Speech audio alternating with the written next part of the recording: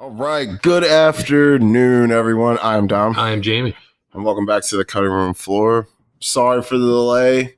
We've been busy. Holidays, people's birthdays, people's all kinds of stuff, work crazy. But we're back for you as always. Yay. Happy New Year, everybody. Welcome to 2026. We survived 2025. We did. Man, goodbye, old year. Hello, new year. Yep. And I don't think 26 is going to be much better, but, you get Doomsday.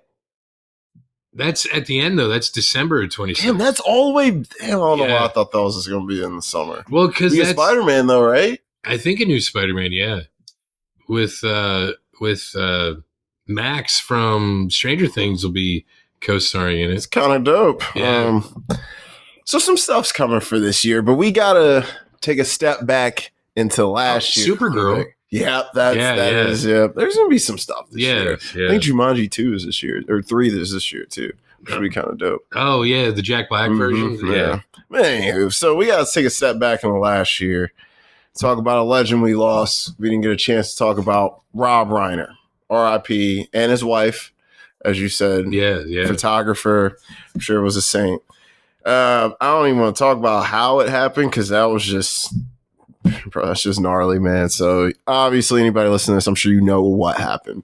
But we got to talk about this guy, and we decided, out of all the classics he did, Spinal Tap, Stand By Me, Misery, Few Good Men, Harry Met Sally, whatever one, I think his most universally loved one is North. This.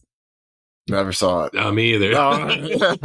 Wait, what? North. He made a movie called North? Yeah. It's probably Dookie. But whatever. I mean, it was early 90s. Yeah, okay. It might be all right. He was still hot then. It might be all right. But... And in fact, in 2015, he did a film that his son co-wrote called Being Charlie. About his son's, I guess his son co-wrote it about his... the son? Yeah, the son. Oh, shit. About, his, I guess, growing up and, addictions and whatever other... I haven't watched it, but I was reading about it after the fact because they were he actually did do a film, like I said, that his son co-wrote. I guess to try to help push his career out. Either push his career out or maybe help get the message out there that of, what parents of certain kids with certain issues go through. Yeah.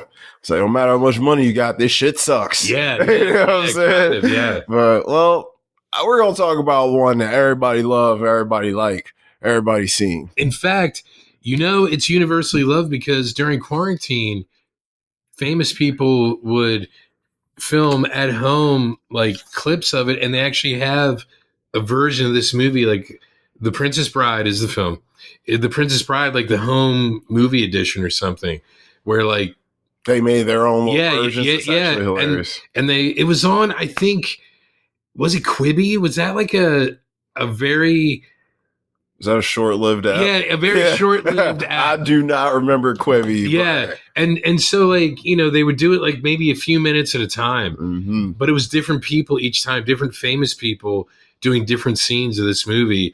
And I guess they have a version of it where it's the entire thing edited together. Wow, that's kind of dope. Yeah, because they're all fans of the film. Yeah, I was like, I'll check it out. Yeah. Well, like you said, it's The Princess Bride.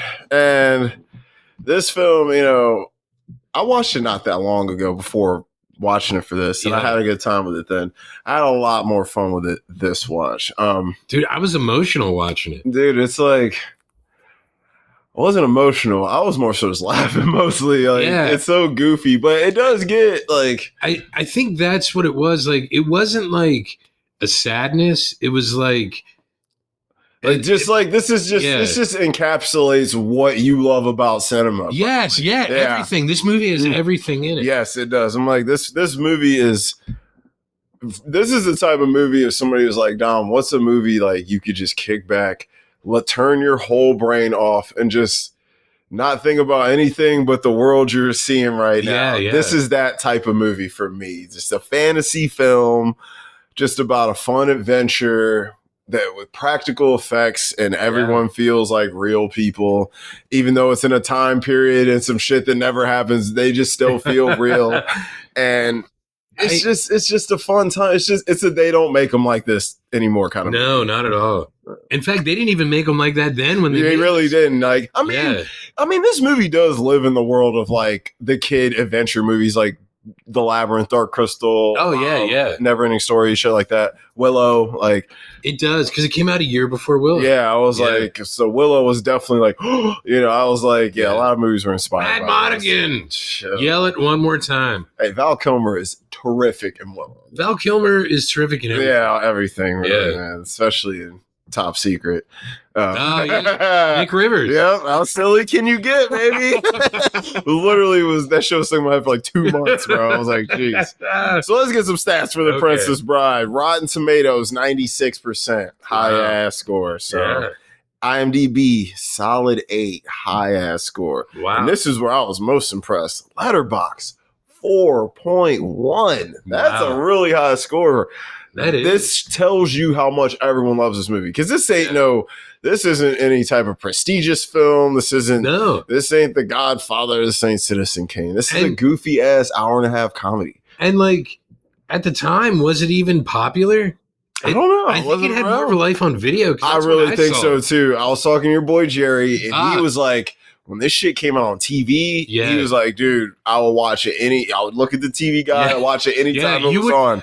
On Sundays, right? The TV Guide, the free one, came out in the Sunday news, and you would go through the whole week, plan out your damn week based on TV Guide. He was like, I did that with this movie. He was like, probably more than any other movie, because he was like, it would come on TV a lot, and I'll watch it every time I could. He's like, Dom, you don't remember that, do you? I was like, yeah, bro, I'm not that fucking young. I was like, I remember that shit. Now I was like, we did have the TV Guide channel. They just scrolled through. That was always the best. But so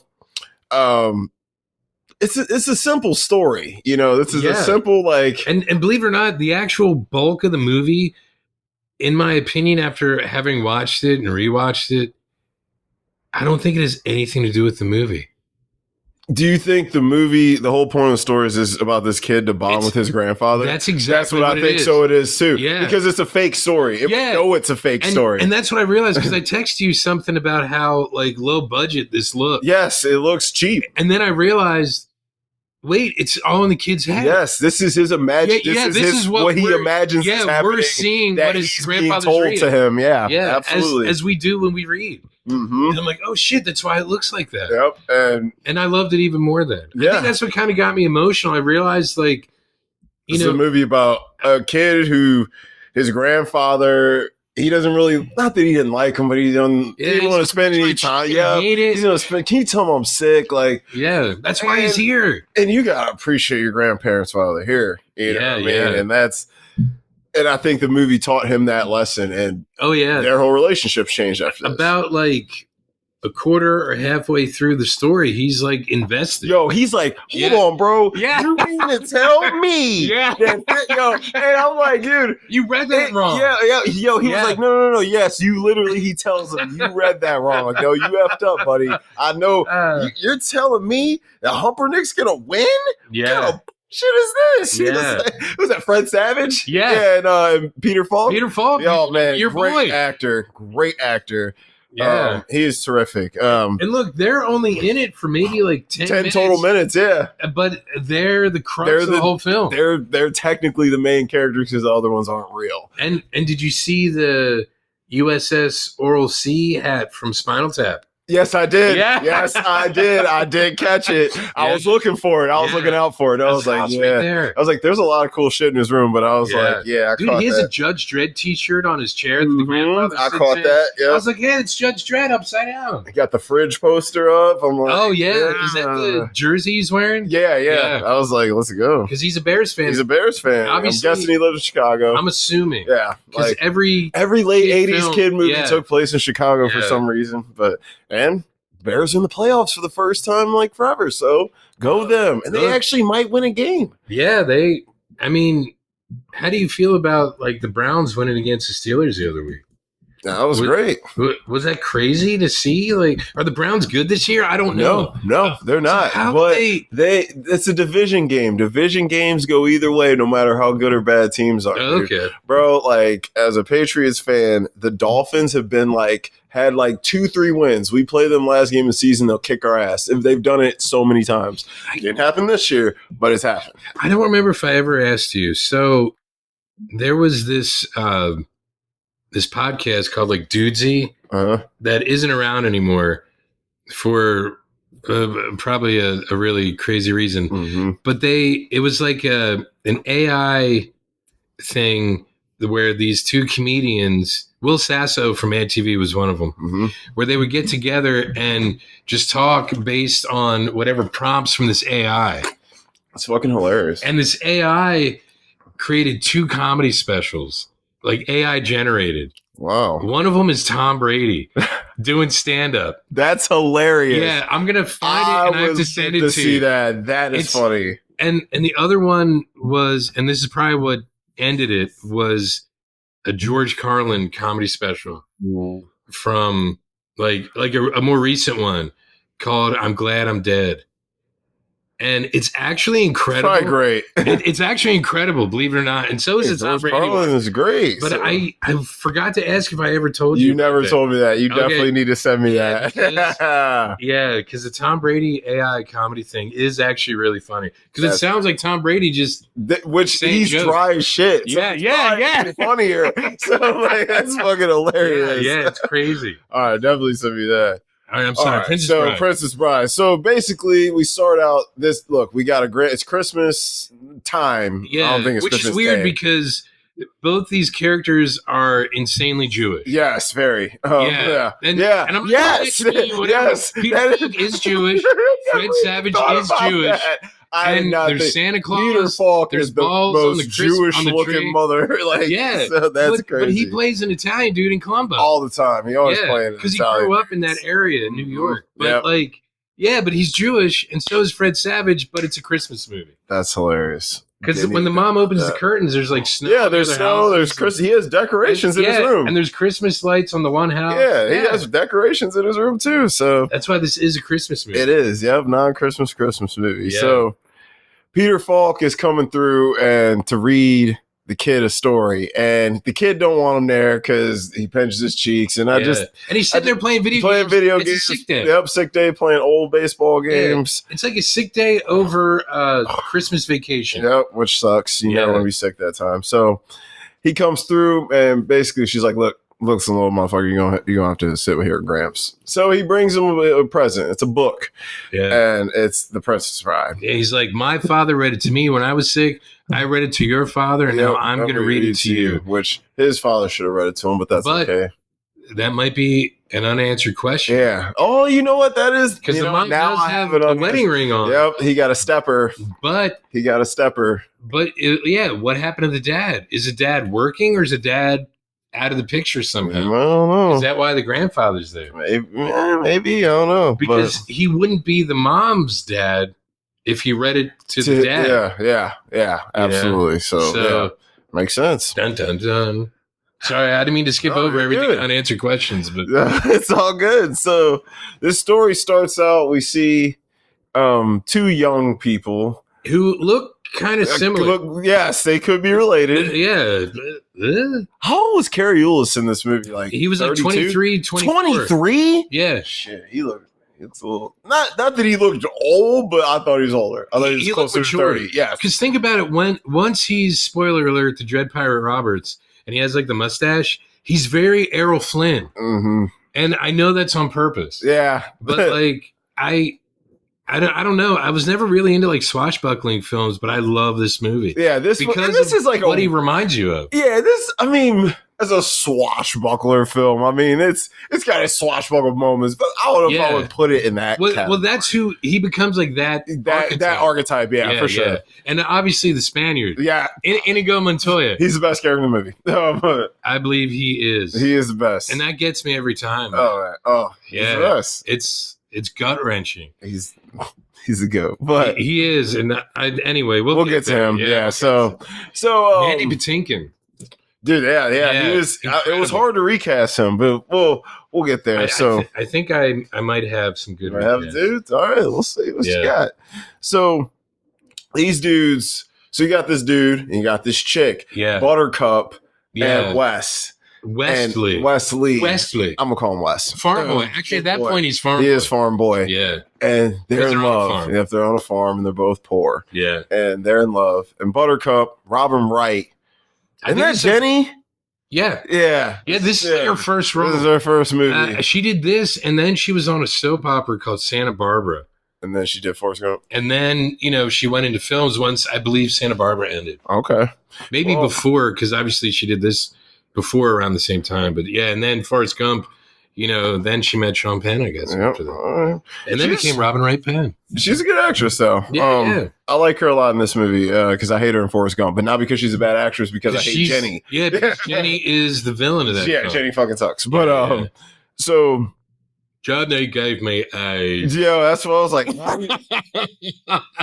Oh my god! Because at first I was like, so you tell me this man gonna die of AIDS? Does he need lesions on his brain? Yeah, I'm like, come on. But anyway, so Buttercup and Wes, they're in love, kinda, at this moment. Yeah, well, he's in love with her, so every time she asks him to do something, he says, "As you wish." As you wish, which means I love you. And then she realizes that that's what it means when he says it. And then she realizes after that like she loves him just as much. Mm-hmm. But in order to get married, they need some money. He has no money. So he's like, I'm going to go sail somewhere and get some money. Yeah, I'm guessing so we rob can some people. Yeah, so we can smash legally Yeah. in Florin. Florin is the name of their country. And then she gets word that he was killed by the Dread Pirate Roberts. Yep, by the Dread Pirate Roberts. So she said, and she'll never love again. Never. Until Humperdinck comes there. Well, Humperdinck, like, she doesn't really love him. Not at all. It's more of like... It's a convenience marriage. Yeah. He got money and it'll be a comfortable life. It's probably like what they said, the abbreviation... the acronym FUCK used to mean fornication under consent of the king. There you go. So it's probably the king could just randomly we're just going to do this now. Yep. Right. So he was probably like, I choose you. He's doing Pokemon. Yeah. Pick a wedge. I choose you. Pick a wedge. So he just chose her.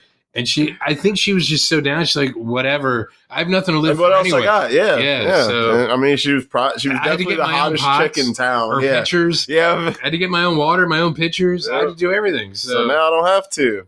She's probably the hottest chick in town. Yeah. And, so that's that. So it's like, cool. I'm going to go be with this guy. So what, so then Wes, how does he find out she's getting married? Okay. So I picked up on some things, but I have to address one thing first. Chris Sarandon, our guy Jerry Dandridge, from Fright Night, or Al Pacino's lover from Dog Day Afternoon. Oh, that is him. That is him. Oh my God, he was so young. He was. Oh, in this film, he is actually a year older than the Sicilian. Wow. Wallace Shawn. Yeah. The Sicilian. Inconceivable. Wait, hold on. Wait a minute. Yeah. They're only a year apart. Yes, and Chris Sarandon is older. That motherfucker got Wilford Brimley disease. Bro. I'm like, damn. Yeah. But you know what? He looked like that forever, though. In My Dinner with Andre, he was in his 30s. Bro, he looks so old in that movie. I know. Bro, he's got a gray convertible top. Yeah, look. Damn. I just had to throw that out there now so I don't mention it later. Because isn't that frightening? Oh, my God. Yeah. Chris Sarandon's he's like, respect your elders. Yeah. Chris Sarandon looks easily 20 years younger than him. That's insane. He and Wesley look like they could be like, around the same age. And they're almost 20 years apart. That's fucking nuts. Yeah. Wow. Or over 20 years apart, maybe. Something like that. Anyway. Yeah, go ahead. So, what they say later on, Prince Humperdinck actually says, the Dread Pirate Roberts is always around Florin this time of year. Mm-hmm.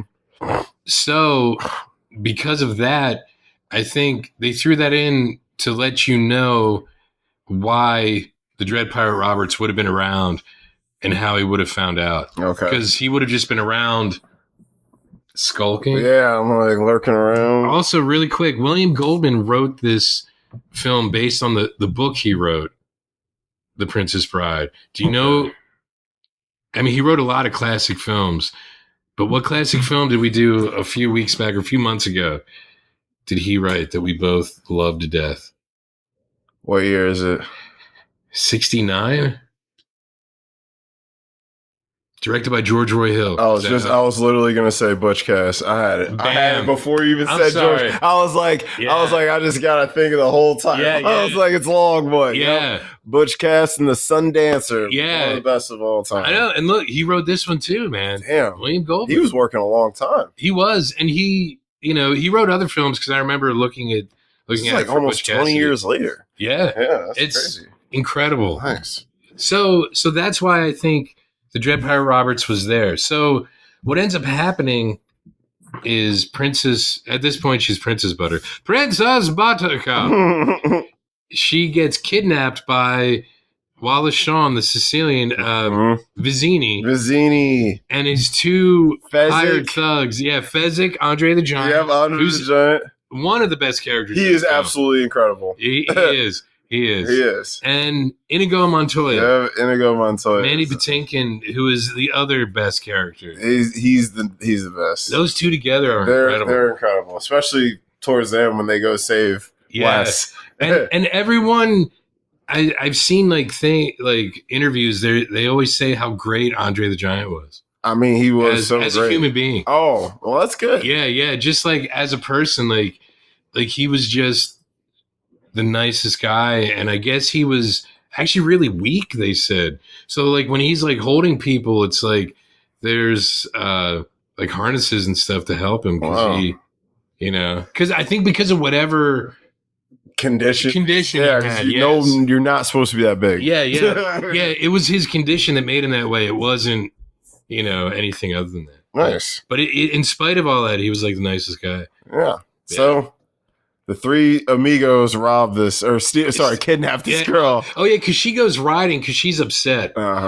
And she goes riding, and they stop her, and they're like, is there anyone around? And she's like, no one for miles or whatever. He's like, good, then no one will hear you scream. Yeah. And they kidnap her. They take her. Yeah. And then they get on a boat. Oh yeah, and so honestly, the Dread Pirate Roberts must have been stalking her. Yeah. Because the boat, they go on a boat, and then Inigo notices that they're being followed. And that's when you first hear inconceivable. Inconceivable. Yeah. He keeps. I don't think you know what it means. It means what you think it means. And so they notice this boat's following them. So they go to the Cliffs of Insanity. and Fezzik, Andre the Giant, like they all like strap onto him, and he climbs this rope that they have, and then the Dread Pirate Roberts, man, he's booking it up that rope. Hell yeah. Incredible. Yes. So when they get to the top, Vizzini like cuts the rope, and the Dread Pirate Roberts is hanging on the cliff. Mm-hmm. And so he has Vizzini has Inigo stay behind, and he and Fezzik and the princess go on, and Inigo asks him if he can hurry up. Yeah, he's like, I got shit to do. Yeah, because can you hurry up so I can kill you? To help if you threw me a damn rope down. Yeah. But I can't trust the Spaniard. Yeah, I've known too many Spaniards. Would you take my word as a Spaniard? Yep. No, I promise you, I will not kill you until you reach the top. Yeah. And then he says, I swear on the life of my father. Domingo Montoya. Yeah, and he's like, throw me the rope. Throw me the rope. Yeah, and that's honestly a powerful scene because you could tell right then and there, like they bonded because he understood that Inigo is a man of honor. Yes. And so he throws him the rope, he helps him up, and then Inigo's like, no, take your time, buddy. Just catch your breath. Yep, he's like, chill. Because if I'm going to kill you, I want it to be fair. It to be fair. Yeah. And it's an incredible scene. It's hilarious, but it's fun because they're getting along so well. Yeah, and they're just getting to know each other. Yep, as they fight. Yeah. But Inigo Montoya asked him the most important question in the movie. Do you have 6 fingers on your right hand? Oh, yes. Oh, yeah, yes. So we find out that Inigo's main mission in life is to find the man who killed his father and avenge his death. Yes, and he only does this stuff on the side because there's not a lot of money in revenge. Yeah, there's no money in revenge. It pretty much costs you. You go in negatives of doing revenge stuff. Unless you're Bruce Wayne, right? Yes, because you're never in the negatives. So he shows him that sword that his dad made for the 6-fingered man. And he's like, I've never seen its equal. That's what the Dread Pirate Roberts says. And, they're actually, it's a weird bonding moment for them. And then, the Dread Pirate Roberts, he's like, all right, I'm ready. He's like, wait, are you sure? And he's like, look, either way, you've been more than fair. Yeah. And then they say like 2 of the greatest lines in the entire film. Inigo Montoya says, "You seem a decent fellow. I hate to kill you. You seem a decent fellow. I hate to die. And they both start. They have a sword fighting, left-handed. Yep. And then we find out that neither one of them are left-handed. and they are actually equal. Yes. Yeah. They're pretty evenly meshed. Yeah. It's like a low-scoring football game. Yes, or something. You know what I mean? Defensive battle. Yeah. And the whole time they're fighting, they're chatting. Yeah, they are. Like you said, they're getting to know each other. And they're chatting about the different types of sword fighting that they know, that they learned.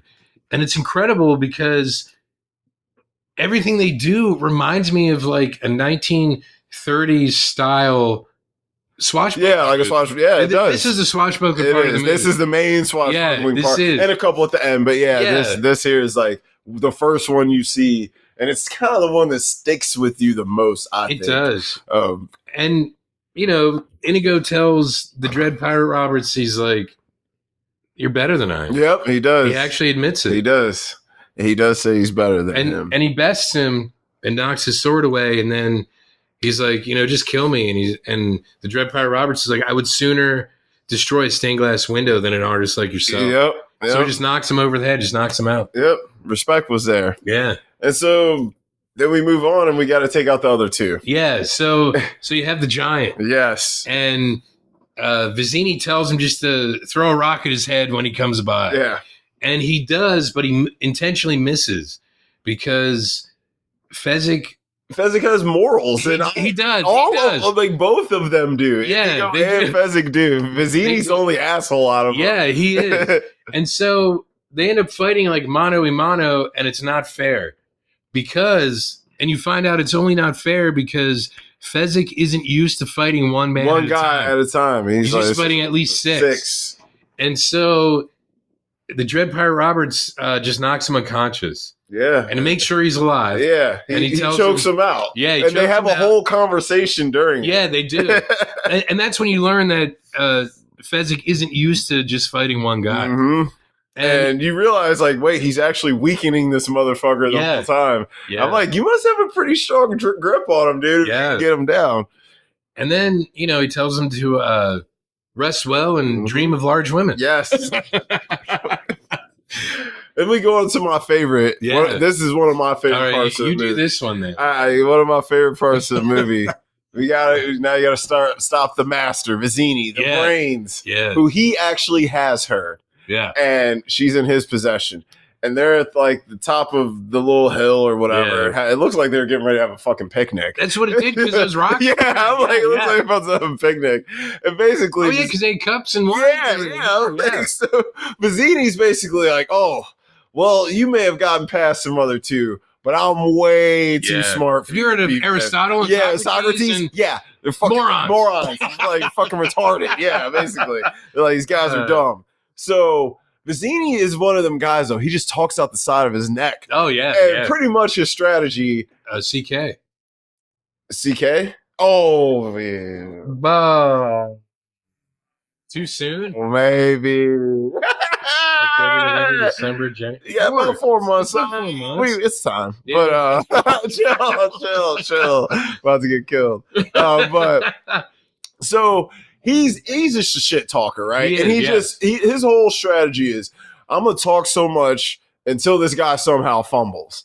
And basically, like, the Dread Pirate's not worried because he already knows I'm gonna beat you because how you can't beat me physically, which he admits that. Yeah. He's like, I can't beat you physically, and because you bested my swordsman and my giant. Mm-hmm. But mentally, I got you beat. Yeah. He's like, so let's play a game. So the battle of wits. The battle of the wits. And he's talking all kinds of trash. And they decide, okay, we're going to put poison in a cup. And you got to figure out which cup doesn't have the poison in it. Iocane powder. Yep. Iocane odorless powder. and colorless. Yep. Odorless and colorless. Iocane powder. And so they go through this whole effing spiel, and Vizzini is just running his mouth. And Wes is just, the Dread Pirate is basically just like... I kept having to do that too. Is that terrible? Yeah, I was like, whoops. The Dread Pirate's just looking at him like, go on, bro. Yeah. And so he's talking, the cups are ready to go. And Vizzini tells him, oh, what's that? Yeah. And so he turns around. What could that be? What can that be? He turns around and he switches the cups. Thinking, because he goes through, he just goes through a million times. Clearly, you have a dizzying intellect. Yep. So he's like, all right, cool, let's drink. And so they drink, and he's like, I switched the cups so you turned around. Yeah. He's like, I got you. He fell for one of the classic blunders. Yep. Yeah. The first one is never get involved in a land war in Asia. Yep. But the second is, what do you say? Don't challenge a Sicilian. Yeah. Don't challenge a Sicilian. And he falls over. Yeah, laughing. Yes. He dies laughing. He dies laughing. He killed him. They killed him to death, knocked him dead. And so she's like, oh my God, how'd you know it was the right one? He's like, they both had a minute. Yeah. I've just built up a tolerance. Yeah, I spent the past few years building up an immunity. So which is like, so what do you just take a little bit every day? I guess. I'm like, that's weird. But yeah, so that's how he gets there.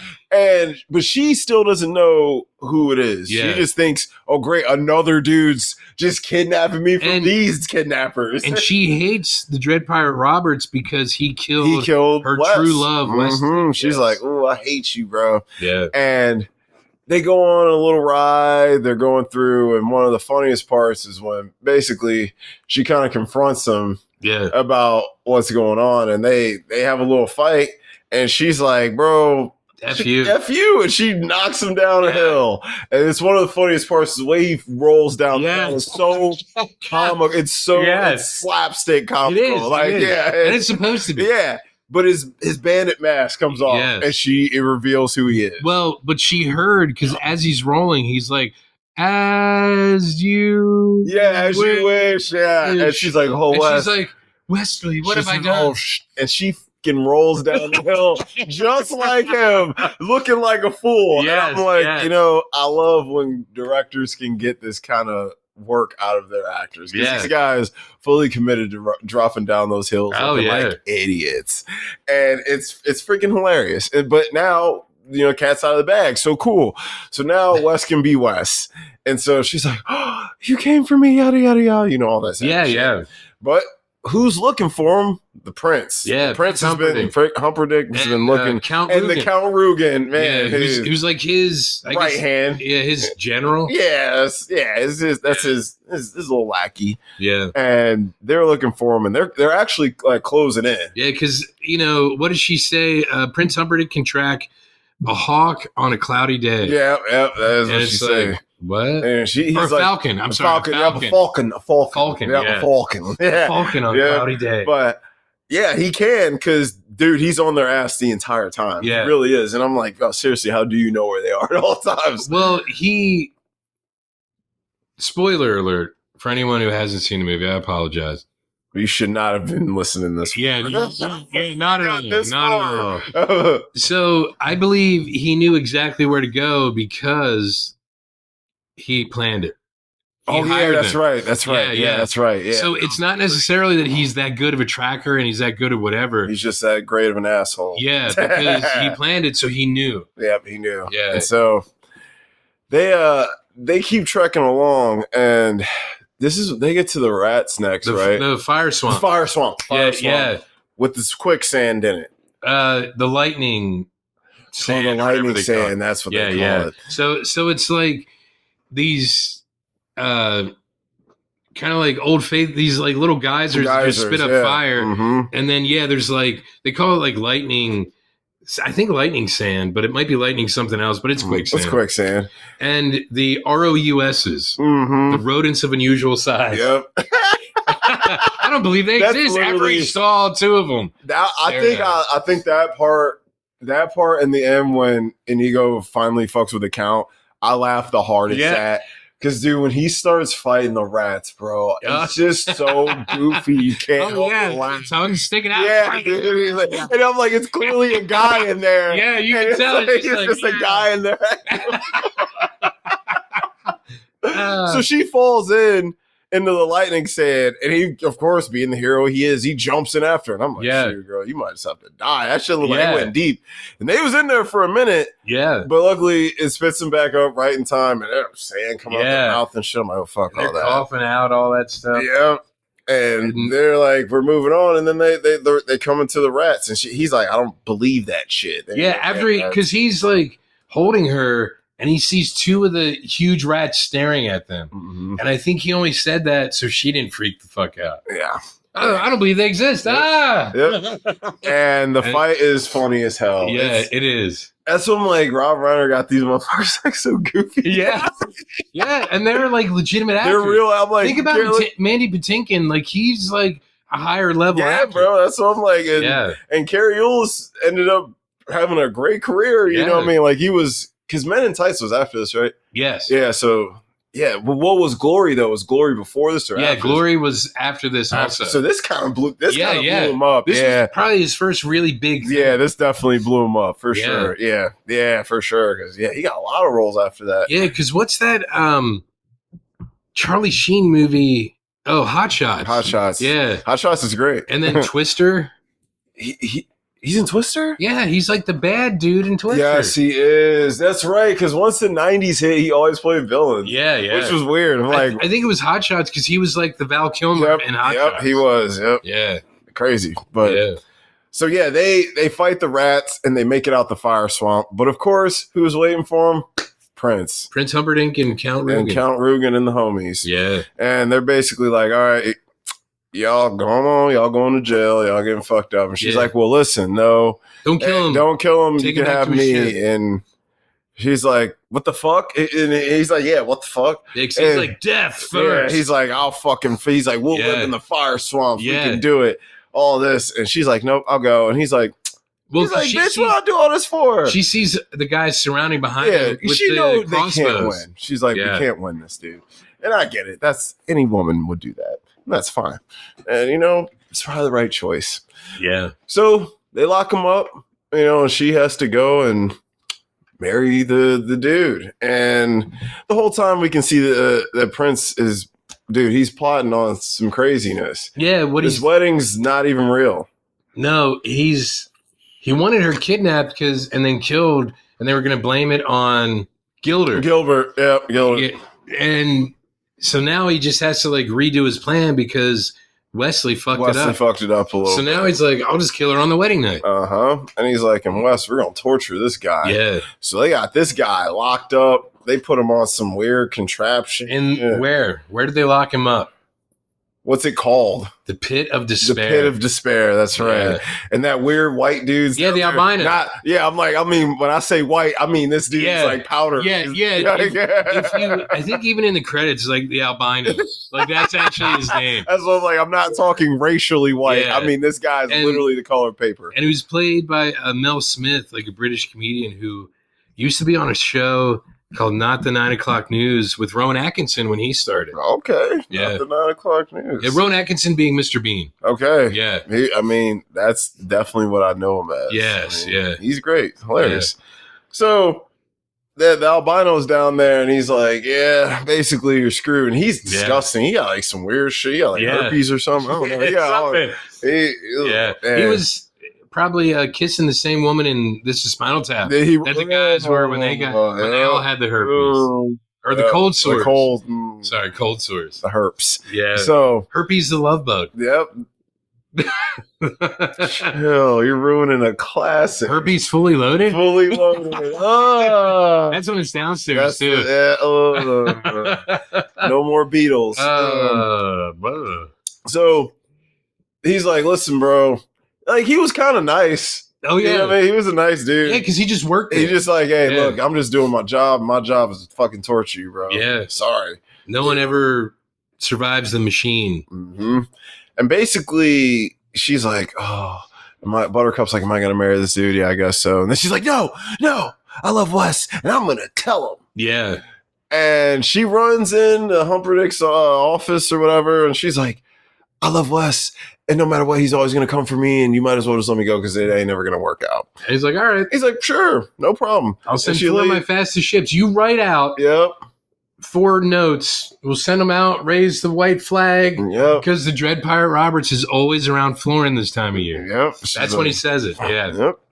And so she's like, okay, cool, no problem. Thanks, sweetheart. Yeah. And then she leaves. He's like, yeah, we gonna kill that bitch. Yeah. And he's like, yeah, make sure you get that set up. No problem. Oh yeah, because even his ginger-headed security guy, he's like, because they're plotting it. how to kill her, and she comes in. And he's like, oh shit, hey sweetie. Yeah. You know what I mean, so they're gonna kill her, and basically, they're gonna kill Wes, and that's that. Yeah. But of course, because Count Rugen is like, he's I guess, is he like the Marquis de Sade or something? Is he like writing down like how to torture people and their reactions for posterity? I think so. Okay. Yeah. That's freaking hilarious. Yeah. I think because that's what he does when they actually hook him up. Yeah. Like, remember, this is for posterity. And that scene's F, bro. Yeah. I'm like, God, 80s torture scenes always are trippy, no matter if it's rated G, PG, or whatever. Yeah. So this is still early days of 13, though. Yeah, this because this movie's definitely PG. Yeah. Yeah, I'm like, so basically they're like, all right, let's torture this dude, but some people have an interest in Wes, the homies. Oh, yeah. So what ends up happening is Humperdinck's plan is to murder his wife on their wedding night. So he tells the ginger guy, he's like, get everyone out of I forget what he calls it now, but it's like Thief's Alley or whatever. I forget. Yeah. He's like, get everyone out of there because no one is going to kill her. No one. So,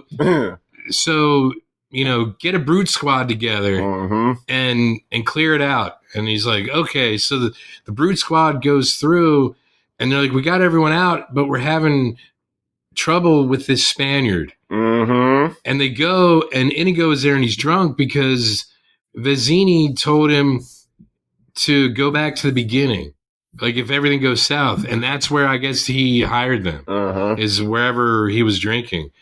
And so we find out Fezzik is on the brute squad. Yep. So he goes, and Inigo, as drunk as he is, like feels his hand and compares his hand to his. He's like, yo, look, what's good? Yeah, it's you. And he's like, it's me. And then Fezzik, punches the other guy from the brute squad and takes him and sobers him up. Because what we forgot to say, what you find out when they take Wesley to... once Buttercup goes with Humperdinck after the fire swamp, Wesley notices that Count Rugen has 6 fingers on his. That's right. Yes, someone will be looking for you. Yes. Yeah, I know someone who was looking for you. And then that's when they knock him out and take him to the pit of despair. Yep. So somehow Fezzik, probably because he's part of the brute squad, he saw it. Yep, he's like, yo, bro. Yeah, he saw that Count Rugen has 6 fingers on his right hand. So he's trying to sober up Inigo to tell him. And he tells him. Yeah. But he's still drunk and he falls into his stew. And and then he finally sobers up after he's dunking his head in the water. And he's like, all right, we need a plan. Because, there's like going to be 30 men at the gate. How many can you take? He's like, 10.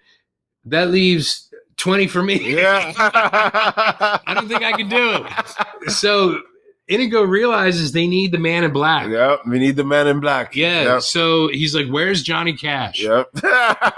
And Yes. Johnny Cash isn't available at this point, even though it's the 80s. So Yep. so they're going for it because they don't know who the Dread Pirate Roberts No, is. they don't know. So they go looking for him, and Fezzik is like, "You don't know where he is," and he's like, "Don't bother me with trifles." Yeah. So they go, and while they're looking, what ends up happening is Buttercup tells Humperdinck that she's not going to marry him. You know, fuck you, whatever. Wesley will come, and he has to keep up the pretense that he's still alive. Mm-hmm. So he goes to the pit of despair and like turns the machine up the whole way. Yep. And they kill Wesley. They kill him. But Kinda kill him. But you hear like his screaming, and Inigo He's like, and Fezzik hear it, and he's like, "That's him because I made the same noise when my father was killed." My father was killed. Yep. And so The sound of suffering. Yeah. The endless sound of suffering. He said something like that. So that's how they figure out the vicinity, and then they see the albino with the wheelbarrow, and he's like, "Jog his memory." So Fezzik like knocks him on the head, and he passes out Yep. into the wheelbarrow, right? Yep. And so then he like prays to his father with his father's sword Yep. to guide his sword to find him. because the pit of despair, there's like a knot in a tree that opens a door, and it's underground. And so the sword goes into the tree, and he's like, "What the fuck?" Yeah. And he leans on the tree and hits the knot, and the door opens. Yep. So they find the man in black. Yep. I'm sorry. There you Yep. No, there you go. go. Yeah. And he's almost dead, but he's not dead. Yeah.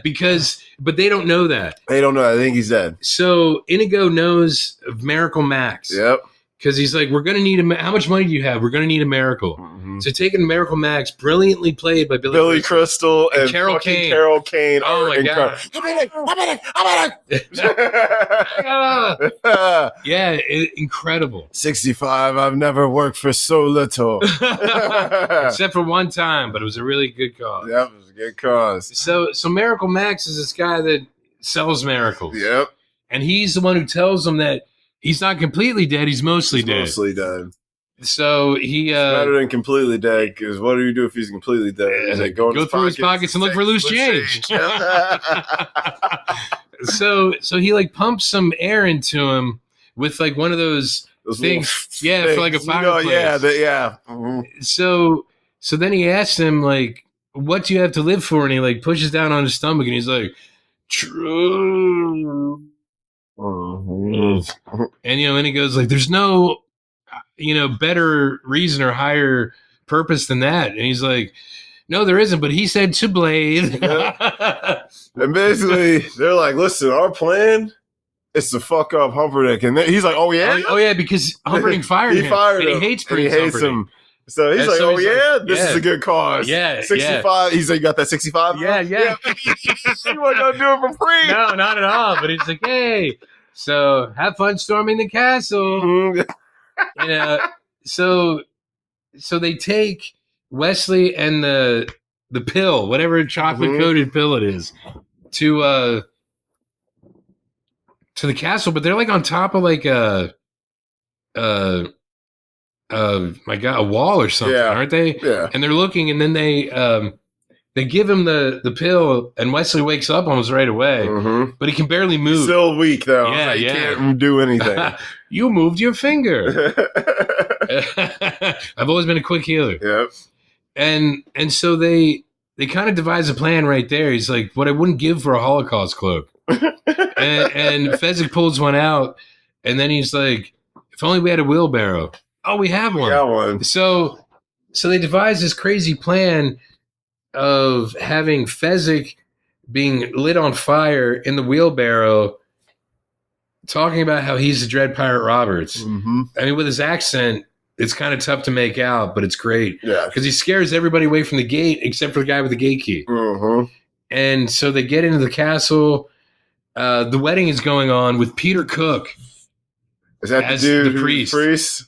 Peter Cook, who started out in comedy in a group called Beyond the Fringe. Beyond the Fringe. So this is Peter Cook. Okay. This is Dudley Moore. Dudley Moore. Why do I know that name? Arthur. Arthur. Have you ever seen Arthur? Yes. Yes. I The drunk guy from Arthur. love him in that. Yeah, yeah. I like both of them, honestly. Even 2 is good. So on the rocks. On the rocks. So these other guys became like famous, like I guess like writers and stuff. Mm-hmm. Alan Bennett and Jonathan Miller are their names. Okay. But after Beyond the Fringe, who were a sketch comedy group from like the late 50s and early 60s that influenced Monty Python, and Monty Python influenced everybody. Anyway, Peter Cook and Dudley Moore became like a duo after that, and they were really popular in England, like Peter and Dud, they would call them, and they like revolutionized comedy. Wow, those 2 guys, believe it or not. All right, and yeah, it's wild to see Peter Cook because this is the first place I ever saw him was in this movie. Wow, you know, Maui, True Love. You know, it's like one of the best things. But there's so much great pedigree in this film, as comedy wise. Yeah.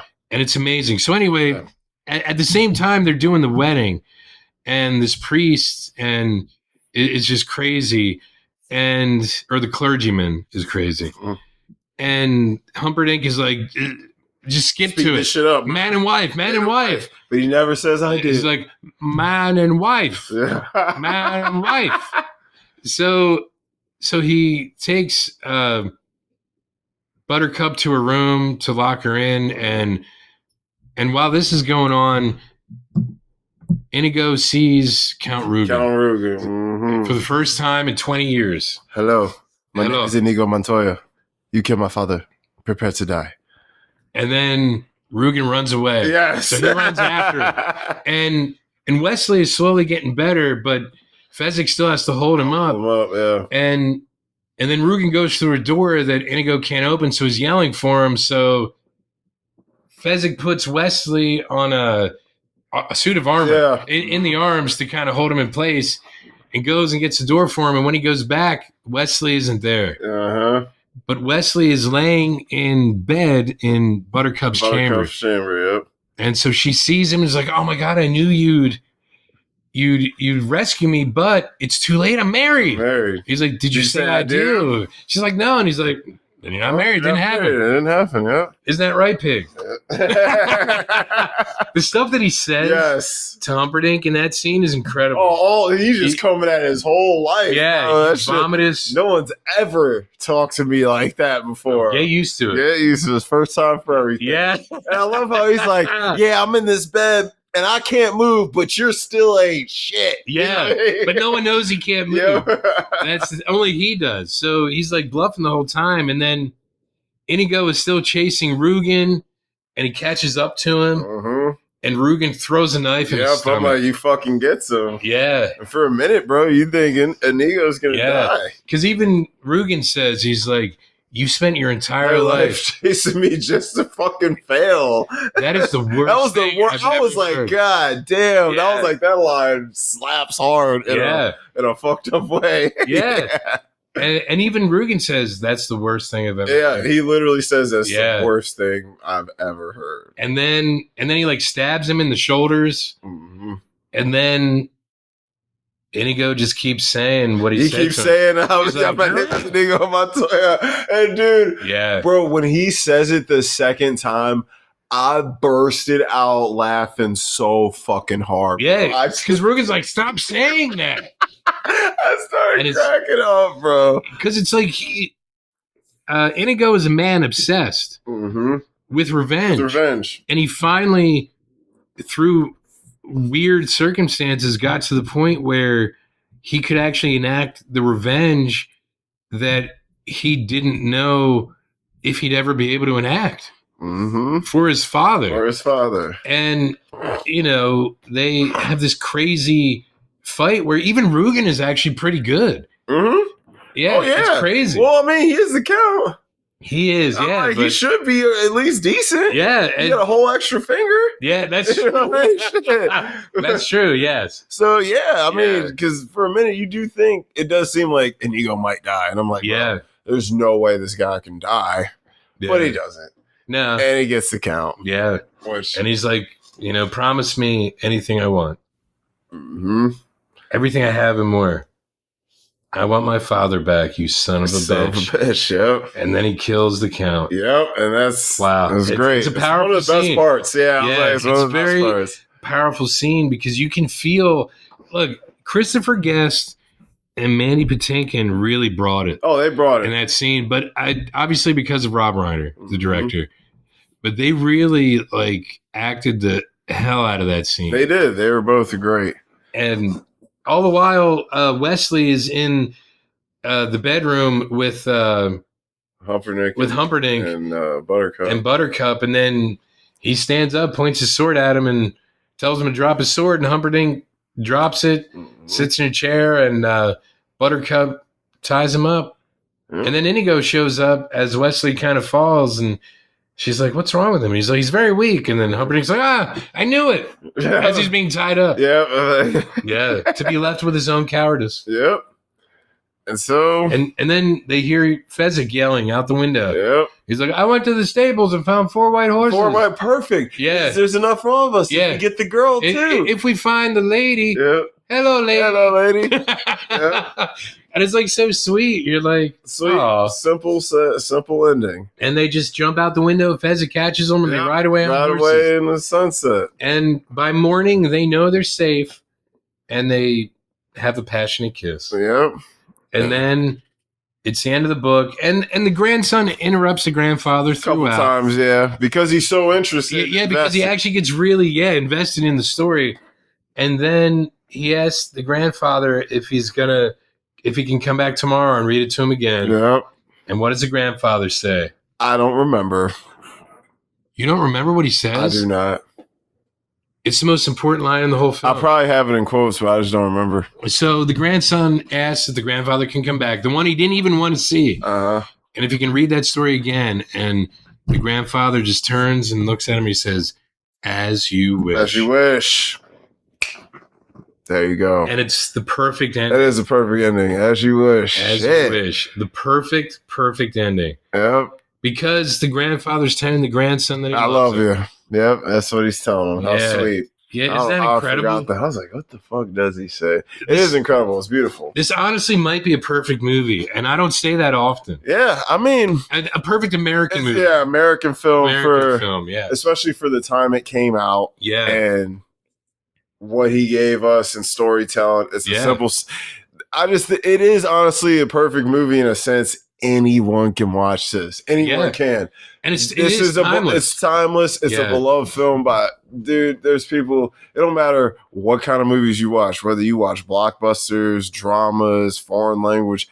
Everyone likes this film. Yeah, this is the one American film everyone can agree on is a great film, a great watch. Anytime it's on, they're probably gonna sit back and watch a little bit. And no matter what point in the film it is, you're probably just watch it till the end. Yep. It is that kind of movie. Yeah. Mm-hmm. So who you got MVP? My God, Rob Reiner. Rob Reiner. Believe it or not, almost the entire cast. Yo, I was sitting here thinking, I was like, I mean, this is like a whole crew boy, but I picked 3. Okay, so Mandy Patinkin. Yep. Carrie. And Rob. Robin Wright. Yep. No, Rob Reiner. Oh, Rob. I had 3. Oh, okay. I had Reiner, Carrie, and Mandy. Okay.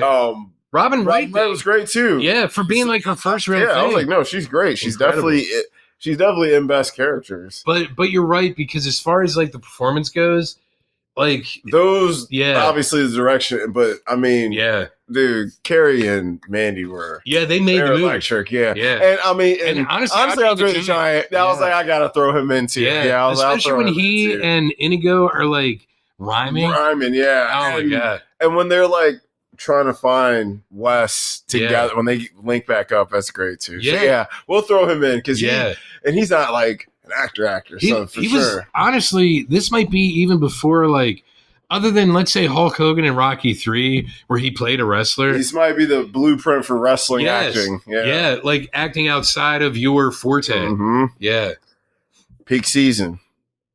Now this might all be up for debate, but I got a lot. We'll have to look it up, but this might be. It's the same year, I think, as They Live. Oh my It's god, Roddy Piper. Roddy Piper. Yeah. And that's a lead performance. Yeah. And that's, I mean, not It's as a classic, character. bro. I'm like, it's a great character. Is he a great actor? No. Is it a good character? Yes. Yeah, I was like, yeah. Keith David. Keith David. Yeah. He brings enough acting to you know what I mean? So just that fight scene. That fight, it's 8 minutes long. I'm like, bro, it's 8 minutes. I'm like, God, you got dropped on your head. Man. Anyway, I'm sorry. Peak season. I got Carrie Eulis, Robin Wright, Mandy Patinkin, Andre the Giant. Rob Reiner, question mark?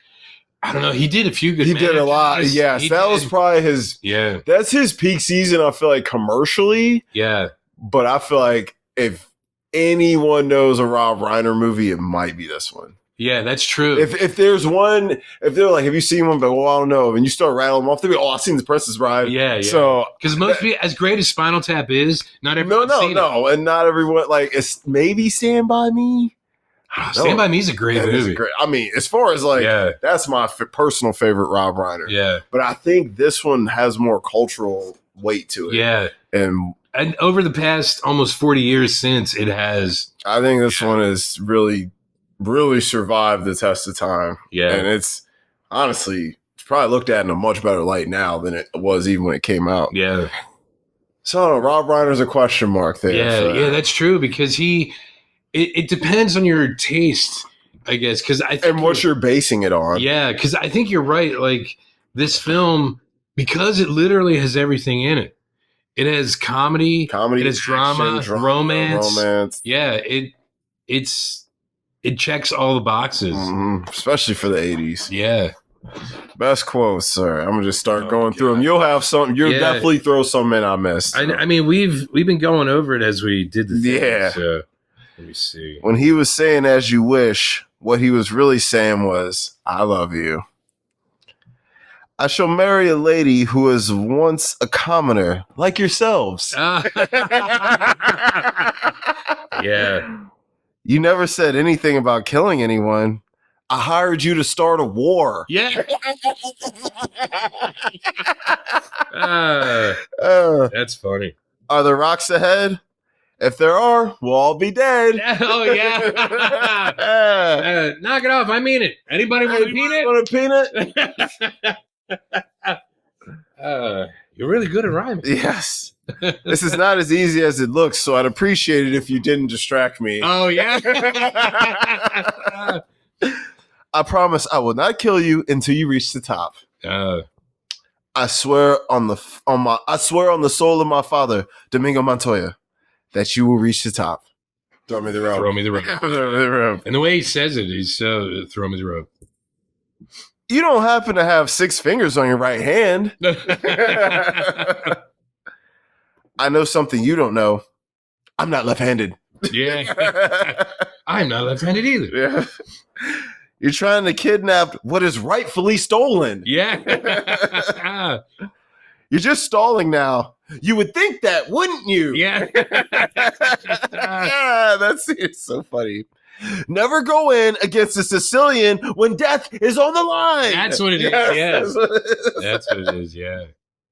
Life is pain, Highness. Anyone who says differently is selling something. Yeah. That's a good line. Yeah. And the way he said it is, life is pain. Highness. Yeah. You mocked me once, never do it again. I died that day, and you can die too for all I care. Oh, yeah, that's what she pushes him. Yeah. Yeah. Yeah, I was like, oh, shit. I'll most likely kill you in the morning. Oh, yeah, when you told that story. Yeah. Good job, Wesley. Good job, Wes. I'll most likely kill you in the morning. Yeah. Rodents that size? I don't think they exist. You have 6 fingers on your right hand. Someone is looking for you. Well, who says life is fair? Where's that written? Yeah. That was the realest lesson you gave that kid that entire day. Yeah. Oh, yeah. The grandfather. The grandfather, yeah. Yeah. That's not fair. Yep. Life ain't fair. Who said life was fair? Where's that written? And that might be a reference to the reason the dad's not around. Right. That dude probably died, bro. That dude probably died. Yeah. Rubbish, filth, slime, muck, boo. That was when that old bitch was screaming at her, bro. That part was fucked up, bro. Yeah. It was weird. I've got my country's 500th anniversary to plan, my wedding to arrange, my wife to murder, and Gilda to frame for it. I'm swamped. Oh, yeah. You don't look so good. You don't smell so good either. He was drunk when he found him. Yeah. There will be blood tonight.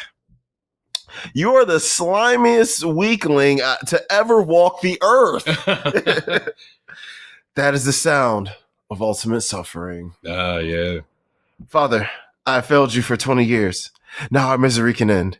Somewhere close by is a man who can help us. I need you. I need you to guide my sword. Wasted. Yeah. And it worked. Jesus, Grandpa, what did you read me this thing for? I started cracking up when he said that. Your friend here is only mostly dead. With full dead, there's only one thing you can do. Go through his clothes and look for loose change. Habanik! Oh, yeah. Oh, yeah. I told you never say that name. Habaning. Let me explain.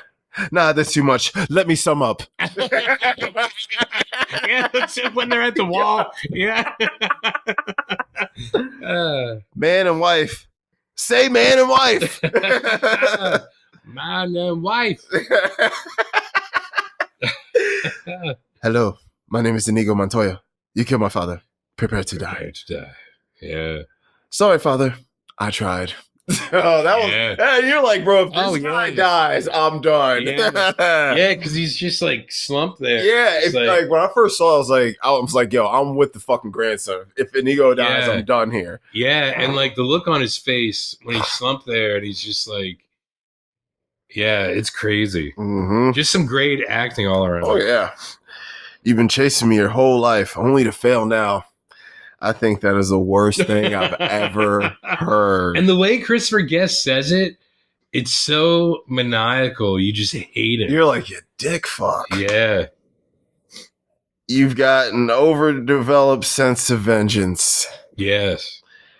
I was speaking small words so you can understand. You warthog face buffoon. I was like, yo, that whole scene could have been in Mexico. He just rips him apart. He does. Then again, perhaps I am the strength after all. Oh, yeah. Fezzik, you did something right. I won't let it go to my head. Yeah, he's like, don't worry. I won't let it go to my head. And then the last one I would have is the last line. Oh, yeah. I know you got something you want to throw in, so go ahead. Why won't my arms move? You've been mostly dead all day. Let me see here. Who are you? No one of consequence. I must know. Get used to disappointment. Okay. Beat it or I'll call the Brood Squad. I'm on the Brood Squad. You are the Brood Squad. The Brood Squad. Why do you wear a mask? Were you burned by acid? Oh, I'm sorry. It's Fezzik. I'm doing it like Inigo. Why do you wear a mask? Were you burned by acid or something like that?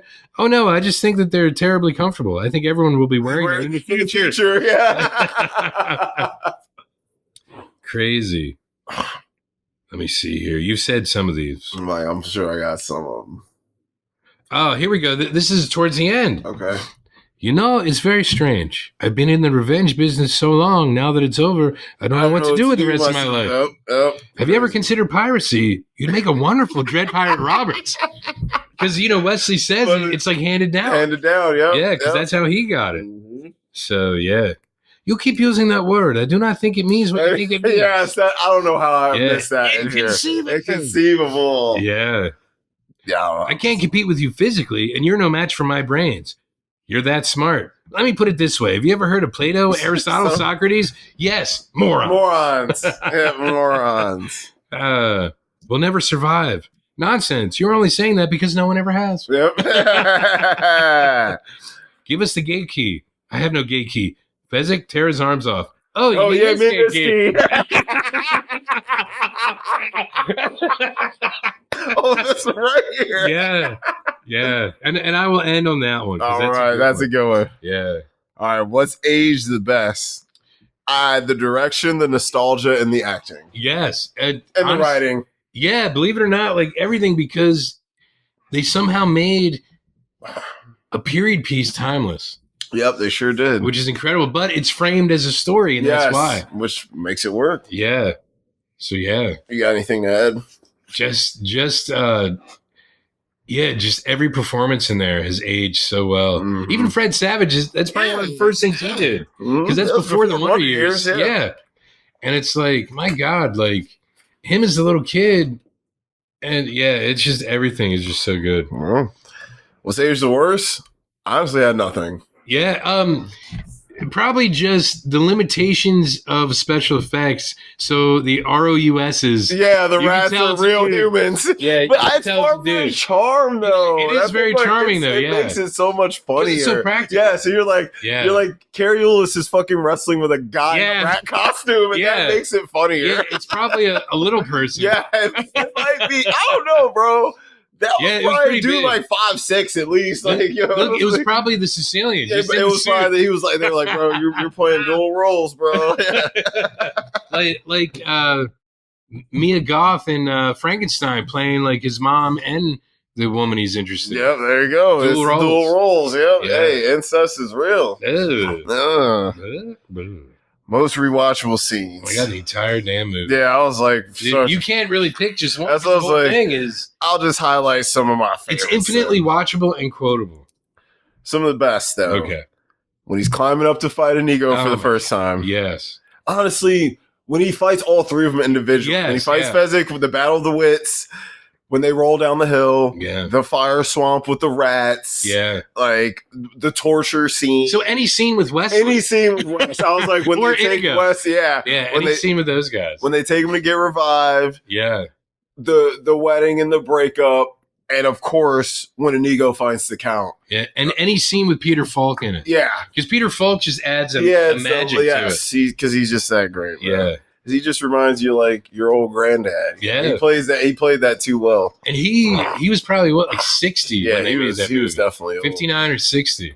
Easy, because he was born like 27. Yeah, I was like, because dude, I watched Mikey and Nikki, and that's the late 70s, and he was fucking old in that already. Yeah, he would have been in his 50s. Yeah, he's so good in there. Best characters. Oh my God, Wesley. Yes, Buttercup, Inigo. I have Vizzini on here because he's fucking hilarious. Because I know you love him. Yeah, he's hilarious. Yeah. And Fezzik. Yes. I mean, I totally agree. And if you want to throw grandpa and grandson, you can, but I mean, they're not in it. They're not in it, but they're very important. Yes, they are. Yes. So you could throw them in. Worse, obviously, the Prince and the Count. Yeah. Like, obviously, them two. And that's really it. I mean, nitpicks, I really don't have any. You can't nitpick a movie like this. Because it's all like in the kid's head. It's in his head. Especially, and it's like, what are you gonna pick out? It's 1987, so the only thing you could pick the out. The graphics on the computer game and the I mean, that's what was out. So it's like, what are you gonna 8 or 16-bit graphics? Yeah, I was definitely like 8. That thing was like, that shit was slow. And like the shadow of the baseball, you see, dude. Yeah. Recasting couch. All right. Now for Wesley. All right. I originally thought of your boy Chalamet, but then I was thinking Austin Butler. That is who I picked. Austin Butler. He looks just like Carrie Ellis. Yeah, just give him the little pencil mustache. Yep. They're probably about the same height, build, everything. Yeah. Same hair color. Yep. That is who I picked. Austin Butler. Buttercup. I said her before, Sabrina Carpenter. Because I think she still looks young enough that she could do it. I mean, she's definitely young enough. Yeah. I mean, I like that's fine. We could do it. Because I was thinking of your other girl. For a time with who? I was thinking of Florence Pugh. I thought about her too. She'd be wearing dresses. She'd be wearing the dresses. So I thought about her. Yeah. And I was like, is she a little too thick for Wesley? Maybe. So I thought about a couple thin girls. Because she is a farm girl, so she wouldn't be eating. Yeah. Florence is a little thick, and she ain't gonna lose no weight for a role. Taylor Swift. I mean, shit, she might be taller than Austin, but no, they're probably about the same height. not Taylor Swift. That's not a bad cast. Yeah, though. yeah. Honestly, for the character, it actually would work. Yeah, I only just thought of her just now. It would work. I don't know if I want to watch it for an hour and a half, Yeah, but it would work. ATJ, Anya Taylor-Joy, or God. Kiernan Shipka. You know what? We've said her before. I would say yes. Yeah, I Because like we know she has the chops. But I do like Sabrina Carpenter, and she's prettier than Karen. So Buttercup's supposed to be pretty. Yeah. So we may have to go with Carpenter. Okay. I think we'll go with Carpenter. Fuck it. All right. Inigo.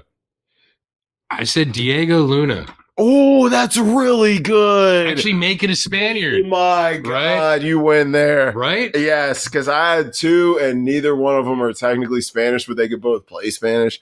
I had Gavin Leatherwood, and I had Adam Driver. Yeah. But see, Manny Patinkin isn't Spanish either, but I was thinking Oh, he's not? Shit, he's a great actor. He's incredible, yeah. Like, but I was thinking like, dude, no, yeah, Diego that is Luna. perfect. And he's blown up because of Andor and stuff. Not think of him. That is perfect. And obviously he's Dirty the right Dancing, age. Havana Nights. Yeah, he's the right age. Dude, I love Diego Luna. Bro, he's in one of my favorite movies, Y Tu Mama Tambien, fucking crazy Mexican movie. It's so good. Fucking the homie directed it. How the fuck can I think of his goddamn name right now? Alfonso Cuarón. Oh, the guy did Harry Potter. Yeah, the third one where Ian Brown is doing From the Stone Roses. Mm-hmm. Yes, he did that. So okay. Yeah, I love that. Oh, that's great. Diego Luna for sure. Okay. Vizzini. Paul Giamatti. Yep, that's who I had. That is who I had. He's the only one. He's the only guy. That's what I was like. I'm like, Paul Giamatti is by far the only guy who can play this role. I was like, and give him like the eye from the Holdovers. Yep. Yes, I was like, it's obviously him. Fezzik. Okay, now bear with me here. I went a little Shaquille okay, I mean, if you wanted him black, Shaq could play it. I went with the Big Show. Oh yeah, yeah. Keep white. And he's like the right age. He's only 52. Yeah, you're right. I forgot about him. It's the Big Show. Yeah, and you know what? He has the right. He build. acts. Yeah, you're right. Okay, like, Shaq would be good if we didn't have the Big Show. I'd be totally fine making him black and going with Shaq. But yeah, I'm like they actually kind of look alike. Yeah, because I thought Shaq could bring some. He brings some of the fun humor. Yeah, Shaq's goofy. Yeah, but no, Big Show. Big Show works. So. Count Rugen. Now, I was wait. Prince Humperdinck. Oh, okay. Yeah. Okay. We can do him next. All right. Colin Farrell. God, I thought of him. He was the first person I thought of, and I was like, yeah. Is he too evil looking? Do you know why I thought of him? But he would be so good. That was the first person I thought of. Do you know why I thought of him? In the remake of Fright Night, he played Jerry. He plays, yes, he does. So it would be perfect. And that's probably where my brain went without me realizing that. Because he was my first thought. And he was a great Jerry Dandridge. Actually, Colin Farrell is good. And he can do anything. He can. I went with Cumberbatch. That's who I put as Rugen. All right, fine. Let's do that. Yeah. Fine. Because I think he would be a great Rugen. Let's do that. Colin Farrell for Humperdinck, and we'll do Rugen will be because I think Cumberbatch could like have that Christopher Guest kind of smarminess. He could, yeah. I'm totally cool with that. And then because I originally had Ben Foster, but I know you're on your Ben Foster. I'm on the Ben Foster shit right now, but you are. No, I like that. That's good. That's perfect. Yeah, Cumberbatch for Rugen and Farrell for Humperdinck. Cool. All right, cool. Man, you picked some good ones today, man. And I believe it or not, after you sent me that list, I did this. The only one that I changed was Chalamet because thought of him first because of his Rapaway mustache. Yeah. Austin Butler was the easiest one for me. Yeah, and then I watched it the next day. I did the recasting before I watched it. And when I was watching, I was like, no, Austin Butler right there. Yep, AB. Yeah. Now for director. I went with, who'd you go with? I was thinking one of my standbys, Taika Waititi. Oh, he would do this good. Yeah, he would do it justice. He would. Yeah. I went with Brian Helgeland. Oh, yeah, the guy who did Knight's Tale. Yeah, but he also did oh my God, that one Mel Gibson movie, Payback. Payback, yeah. Yeah, and I think he either co-wrote or co-directed LA Confidential too. Love that movie. Because Curtis Hanson and he, I think, started out together. Yeah. Yeah, he's a great director. Yeah, he's good. And he did A Knight's Tale. That's what I thought. That's what made me think of him. That's what I thought of him. So would Alan Tudyk be a better Humperdinck? Not Humperdinck. He'd have to be the Count. He's too Count ugly. Rugen. Yeah, he'd have to be the Count. He's too ugly to be. He would be great as He Count would Rugen. be good. I'm sorry, Cumberbatch. Yep. Yeah. I think Alan Actually, Tudyk. that's a better pick. Yeah, that is a better pick. Let's do that. Yeah. Since you said A gotta Knight's get him in Tale. this movie. Yeah. Because he kind of belongs in here, right? Yeah, We'll get him in here. Oh my god, that's good. If Heath Ledger was alive, he could probably play Humperdinck. He'd be great. He'd be great. Yeah. Man, Wow. that's good. That would be a great film. Yeah, if they did that now. So who you want to do for director? Because your guy did A Knight's Tale. Probably. That's where I went, because I was like, because Knight's Tale's got the humor, the action, it's got all that brought up to date. So or to that time, because that's what 2002. It's like so. Wow, it's that long ago. Crazy. Unanswerable questions. I guess the only one is: do they make it? Do they have kids? Well, my real question is about the little kid's dad. Yeah, where the hell is he at? Son. Yeah, where are they at? Yeah, and they, you know what? And they probably have had a hard time bonding since. She might be wearing that wedding ring. She just may still be wearing it. Yeah, you know what I'm saying? So it might not be no step. So that is a good question. And I just want to know if Buttercup and Wes make it too. I think so, because it's a fairy tale. They lived happily ever after, right? 20 kids, yeah. My real unanswerable question, other than the dad thing, in the real world part of it, does Inigo become the new Dread Pirate Roberts? Fuck yeah! And that would be a great spinoff. I want to see that singular spinoff. Yeah, great. Man. I want to see him and Fezzik doing whatever that would shit be as a great pirates. Film. That'd be a great film, and like they could, because they could visit Wes. Real quick, because they'd be like considerate pirates. Because it'd basically be the Puss in Boots of Princess Bride. Yeah, you know what I mean, how like they did those spinoffs, they were great. Do you think Puss in Boots from Shrek was based on Inigo Montoya? Yo, yes. Because Antonio Banderas. Yes, bro. He really might be. Yeah. He really might be. I'm going to have to look into that. Yeah. Because he really might be. Actually, yeah. That's got to be, right? Yeah. I was like, what else? Shit. That's actually pretty funny. Yeah. All right. Prop you want from the movie? Probably like the mask. I said the bandit mask. Yeah. That is or Inigo's sword. Or his sword, but I had the mask. Yep, that was what I had. That's funny, man. So great on it. After having this conversation, it's it's not my personal favorite movie or anything, but I have to give it an A+ because of what it did for films. Yeah. And how just the people feel about it. And I fully understand. And I'm mad I didn't see this when I was younger. I didn't see this until I was older. Really? Yeah, I was a little bit older when I saw this one. And people used to clown me like, bro, you've seen all these fucking movies. You never seen The Princess Bride. I'm like, well, the crazy thing is, like, I remember years ago, one of Evan's friends was having like a birthday party and he didn't know what to get him for his birthday. It was probably like maybe 8. I was like, we got to get him The Princess Bride. We got him on DVD. Yeah. And like, we gave it to him and he's like, The Princess Bride? Because kids look at the title and don't realize how great the movie is. Oh, yeah. Just like the kid in the damn movie. Yeah. He's like, oh, this shit's supposed to be terrible. And the kid's dad was like, that is awesome. Shut up. He's like, we're watching that later. Yeah. He's like, shit. We can pop it in now. Popping in right now. Party's over. Shut the fuck up. Eat some cupcakes and shit. Yeah. We watching this shit. Yeah. That's funny, man. So yes, you're very smart. Now shut up. As the grandfather. As the grandfather, yes. Yeah. He does say that. Yeah. So I'm guessing you're throwing it A+. Oh, of course. I gave this a 4.5 on Letterboxd. I'll probably have to move it up to a 5 just to give it its respect. Yeah. So that's good. So next week, guys, we're going to be talking about the best movies of 2025 because we're getting to that award season time and got to start betting. We got to highlight the year because there was some great releases of this year. I will not ever reveal the amount of times I saw Sinners. All right. How did you feel? What award show was it the other day where Chalamet won? I already knew he was going to win. He's going to win all year. Over Mike? Yeah, I already knew he was going to win. That's terrible. Yeah, well, that's a lot of people say it, but I mean, Marty Supreme is fucking incredible. Yeah, but Michael B. Jordan worked twice as hard. He did work. He worked hard, but goddamn it, Chalamet did his fucking thing in Marty Supreme. Really? Yes, sir. I know you said it was great. Incredible. And he is in every frame of that thing from start to finish. All 2.5 hours, that man is in every scene. Wow. And he is doing a lot. This man gets spanked with a fucking paddle by the dude from Shark Tank, and he actually spanks him in real life. Like, he did a lot for this man. This dude like purposely fucked his eyesight up so he would need the glasses. Like, this kid was dialed in. Yeah. He was like, I want to have slight vision impairment like the character I'm supposed to play. Going crazy, man. So how do you fix that after? I don't know. Oh, That's his problem to deal with. Yeah. Ask Christian Bale. Christian Bale's like, now I got a heart condition from doing all this shit. Yeah, dude. Method. Yep. He's like, shit, the method didn't work out. Yeah. Got him an Oscar. Yeah. You got an Oscar.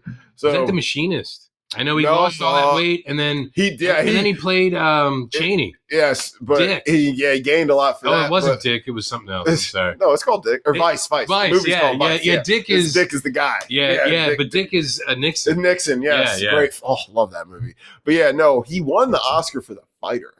Oh, okay. Mark Wahlberg. He was skinny as hell in that because he was a crackhead. Wow. Yeah.